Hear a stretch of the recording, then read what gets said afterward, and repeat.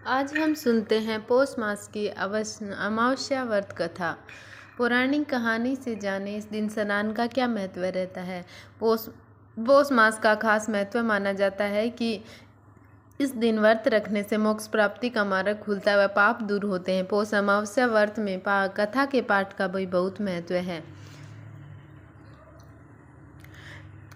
एक गरीब ब्राह्मण को एक अत्यंत बुद्धिमान और सुंदर पुत्री का जन्म हुआ।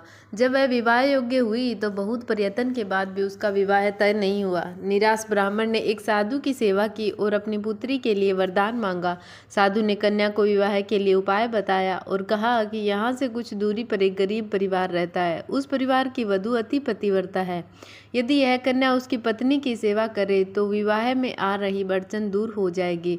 साधु की बात मानकर कन्या ने ऐसा ही किया। अब वह हर रोज सुबह उनके घर जाकर साफ सफाई कर उनकी सेवा करने में लग गई।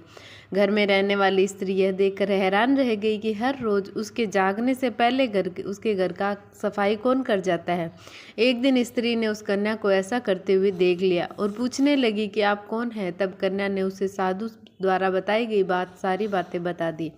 उस समय स्त्री ने कन्या की सेवा से खुश होकर उसने अपनी मांग का सिंदूर कन्या की मांग में लगा दिया और शीघ्र विवाह होने का आशीर्वाद दिया। लेकिन ऐसा करते ही उसके पति की मृत्यु हो गई।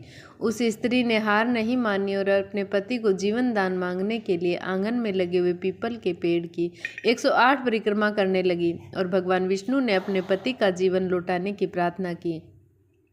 वह दिन पौष अमावस्या का था।